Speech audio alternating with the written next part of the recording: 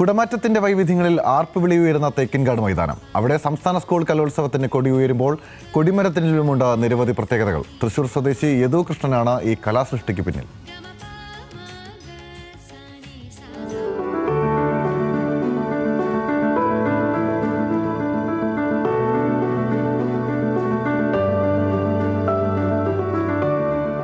എണ്ണമില്ലാത്തത്രയും പൂരങ്ങൾ കൊടിയേറിയ മണ്ണിലാണ് കലാപൂരത്തിനും കൊടിയേറുന്നത്. തെക്കേ ഗോപുര നട തുറന്നെഴുന്നള്ളുന്ന പ്രൗഢിയിൽ കുടമാറ്റത്തിന്റെ വൈവിധ്യങ്ങളോടെ പാറമേക്കാവും തിരുവമ്പാടിയും മത്സരിച്ചുയർത്തുന്നത് പോലുള്ള സർപ്രൈസുകളുമായാണ് ഈ കലോത്സവത്തിന്റെ കൊടിമരം പോലും ഒരുങ്ങിയത്.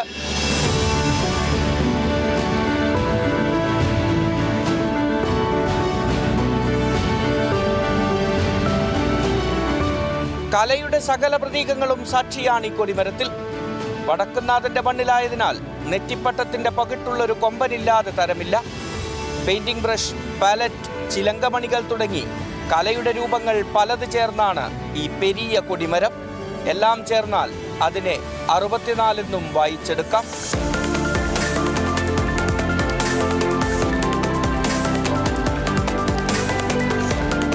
കാലടി സംസ്കൃത സർവകലാശാലയിലെ അധ്യാപകൻ കൂടിയായ ഇരിങ്ങാലക്കുട സ്വദേശി യദു കൃഷ്ണനാണ് കൊടിമരം നിർമ്മിച്ചത്.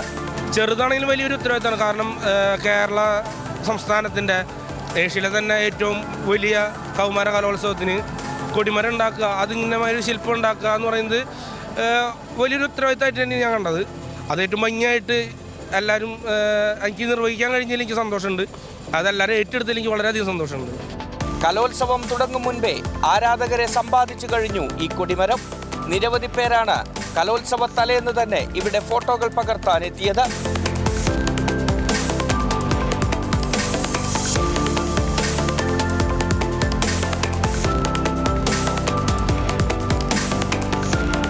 പൂരങ്ങൾ ഒരുപാട് കണ്ട നാട്ടിലാണ് ഇത്തവണ സംസ്ഥാന സ്കൂൾ കലോത്സവം.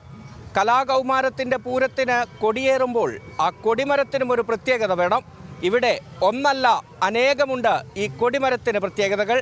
ഇന്ദ്രജിത്ത് അനിൽകുമാറിനൊപ്പം നിഖിൽ അളവൂർ, ടീം ന്യൂസ് മലയാളം.